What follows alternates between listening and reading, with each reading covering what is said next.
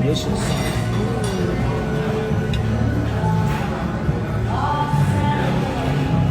Wow. Wow. On December 30th, 2025, at precisely 2:30 in the afternoon, police dispatch in Scott, Louisiana, received a call that would end the life of one of Lafayette's most successful Black female entrepreneurs. But this wasn't a robbery. This wasn't a random act of violence. This was something far more personal. The woman who died that day had built an empire from nothing. She owned multiple thriving businesses in downtown Lafayette. She was a mother, a daughter, a mentor to many in her community. Now, let me say this. You see how y'all like to wait last minute for everything? If y'all wait till the last minute for this Saturday with Glock 23, okay, slinging it, I be slinging it. If you wait until the last minute, you will be stuck outside. You will not have a section.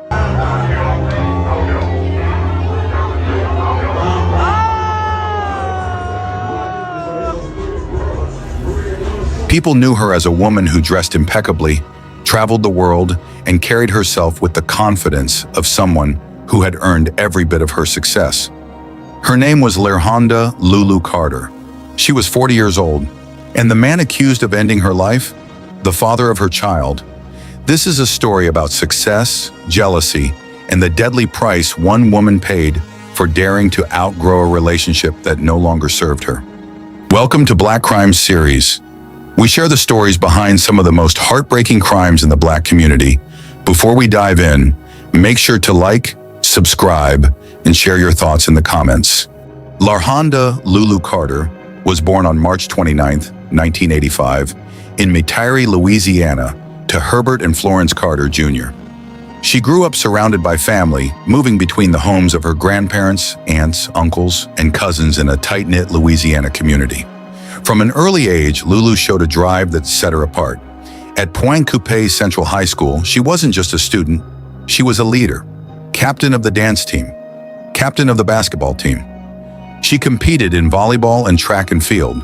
Her athletic talent earned her a basketball scholarship to LSU Eunice and a track scholarship to the University of Louisiana at Lafayette. She chose LSU Eunice. She chose to stay close to her roots, but her ambitions would eventually take her far beyond the basketball court. Lulu accepted Christ at an early age and was baptized at St. Mary Baptist Church in Lettsworth, Louisiana. Faith mattered to her, community mattered to her. But what really defined Lulu Carter was her vision for what her life could become. After college, Lulu didn't follow a traditional path. She became an entrepreneur. She opened the Bliss Cocktail Lounge on Jefferson Street in Lafayette. Then came the French 75 Bar and Lounge on McKinley. According to Louisiana's Secretary of State records, she was listed as the owner or board member of several local businesses. In a region where Black women face systemic barriers to business ownership, Lulu Carter succeeded. Local news outlets featured her multiple times as one of Louisiana's most successful entrepreneurs. People who knew her described her as business-oriented, fashionable, and God-fearing. She loved to travel, exploring different countries and always seeking inspiration for new ventures. But Lulu's life wasn't just about business. Family remained at the center of everything she did. She shared her home with her parents, Herbert and Florence, caring for them with devotion. She was a mother to her son. She maintained close relationships with her extended family. By all accounts, Lulu Carter had built a life worth living. But there was someone in Lulu's life who couldn't handle her success. Someone who saw her independence not as strength, but as a threat. And on December 30th, 2025, that threat became deadly. James Michael Joseph was 44 years old. He was the father of Lulu's child. According to multiple sources, he and Lulu had been in a relationship for years. But by late 2025, that relationship had fractured.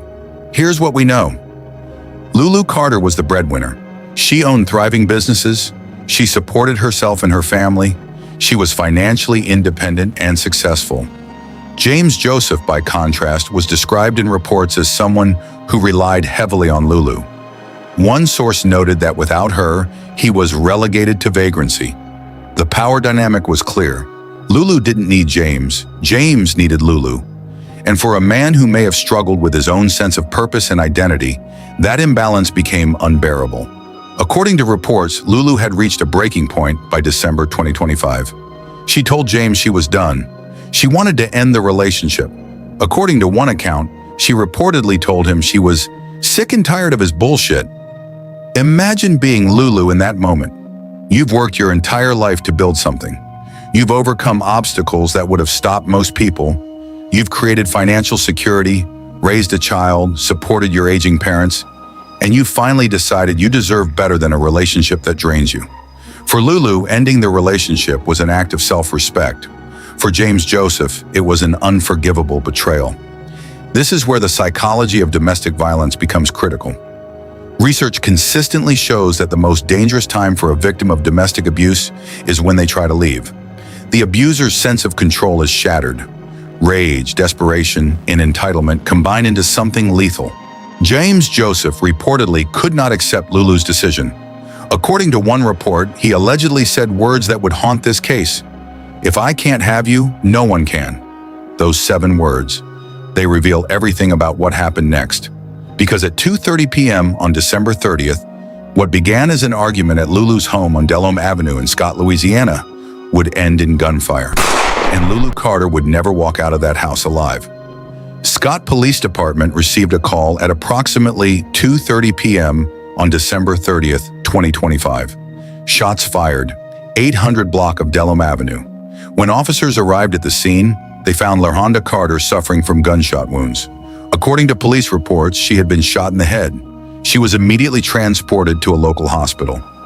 Medical personnel fought to save her life, but the damage was too severe. Lulu Carter died of her injuries. According to one report, the shooting occurred during a domestic dispute at Lulu's residence. Police classified this as a domestic violence incident from the beginning. Here's what investigators believe happened, based on police reports and witness accounts. James Joseph arrived at Lulu's home that afternoon. An argument ensued. Lulu, standing her ground, reportedly told him to leave. "Get the fuck out," she allegedly said. But James Joseph didn't leave. Instead, according to reports, he pulled out a gun and opened fire. He struck Lulu in the head at close range. And then, in the aftermath of what he had done, James Joseph allegedly made a phone call. He called his best friend, 49-year-old Jessie Howard Alfred Jr. According to investigators, James asked Jessie to help him fabricate an alibi. He needed a story. He needed someone to back him up. He needed to make it seem like he wasn't responsible for what had just happened. But investigators aren't easily fooled. Within hours, police had identified James Michael Joseph as their primary suspect. And by 5:12 p.m. that same day, less than 3 hours after the shooting, James Joseph was in custody. But the question remained, what evidence did police have that led them to arrest him so quickly? Scott Police moved fast. According to Facebook posts from the Scott Police Department and arrest records from the Lafayette Parish Correctional Center, James Michael Joseph was arrested at 5:12 p.m.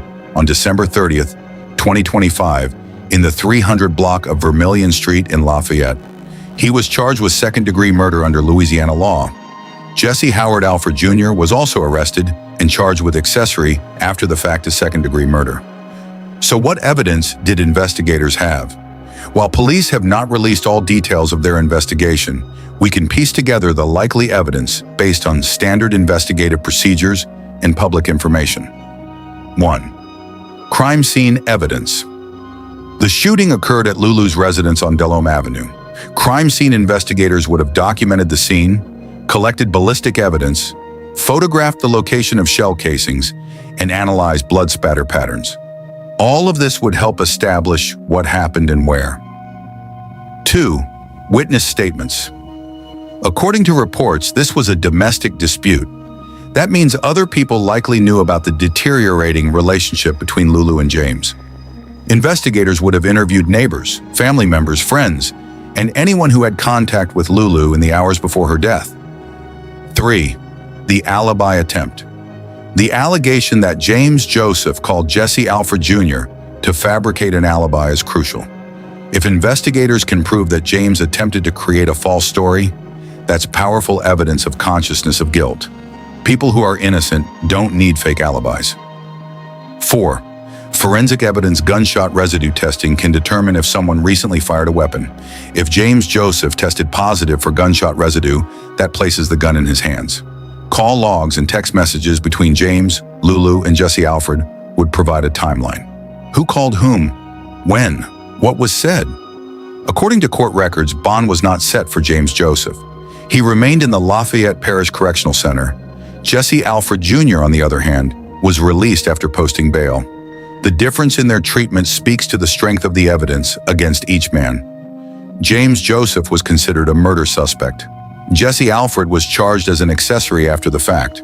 But evidence is one thing. Understanding why this happened is another. Because Lulu Carter's death wasn't random. It was the culmination of something that had been building for a long time.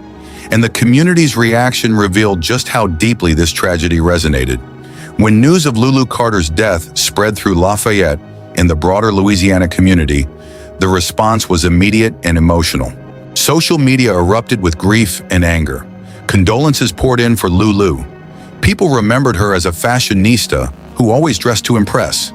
They remembered her as business-oriented, driven, and God-fearing.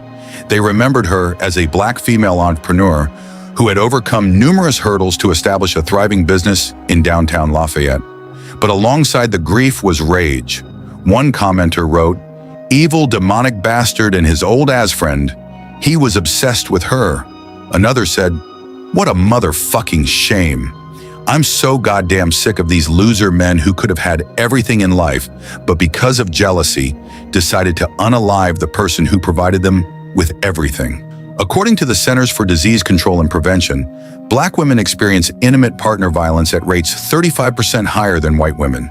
They are also more likely to be killed by an intimate partner than women of other racial groups. And when a Black woman is also a successful entrepreneur, the power imbalance can become even more volatile. Studies on domestic violence show that male partners who feel economically threatened by their female partners are more likely to resort to violence as a means of reasserting control. Lulu Carter's story fits this pattern perfectly. She was successful, she was independent, she had the financial means to leave, and when she tried to exercise that freedom, she was killed. This isn't just Lulu's story, it's the story of countless women who are punished for outgrowing relationships that no longer serve them.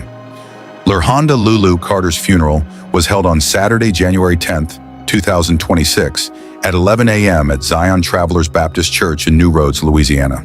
4 reverends conducted the service: Reverend Larry J. Oliver Sr., Reverend Isaiah Nelson, Reverend Kelvin Morris, and Reverend Dr. Lionel Davis. She was laid to rest in Mason Chapel Cemetery. Her obituary spoke of a life lived with vision, love, and light. It noted that though her life was far too brief, her impact was deep, lasting, and filled with purpose. Her legacy lives on through her son, her family, the businesses she built, and the countless lives she touched. As of early 2026, James Michael Joseph remains in custody at the Lafayette Parish Correctional Center, charged with second-degree murder. Under Louisiana law, second-degree murder carries a mandatory sentence of life in prison without the possibility of parole. Jessie Howard Alfred Jr. was released on bail. His exact role in the alleged cover-up remains under investigation, but his charge of accessory after the fact indicates that prosecutors believe he helped James Joseph in some way after Lulu's death. The investigation remains ongoing. Scott police have not publicly released a motive for the shooting, though the evidence strongly suggests that jealousy and the loss of control over Lulu played a central role. Both of Lulu's businesses, Bliss Cocktail Lounge and French 75 Bar and Lounge, have since closed. The physical spaces that Lulu built with her own hands, the businesses that made her a pillar of the Lafayette community, are gone. Lulu Carter's death forces us to confront uncomfortable truths. It reveals that leaving an abusive relationship is the most dangerous decision a woman can make. And it reveals that when a woman dares to prioritize her own well-being over a man's ego, she can pay the ultimate price. This case also highlights the importance of recognizing warning signs. If someone in your life cannot accept your independence, if they see your success as a threat, if they express possessive or controlling behavior, those are red flags. And if you are in a relationship where you fear for your safety, know that resources exist. The National Domestic Violence Hotline is 1-800-799-7233. It's available 24/7. Lulu Carter's story didn't have to end this way. She deserved to live. She deserved to grow old with her son. She deserved to see her businesses flourish. She deserved to travel the world and continue inspiring others. Instead, her life was cut short by a man who could not accept that she had the right to walk away. This is Lulu's story. This is her legacy, and this is why we remember her name.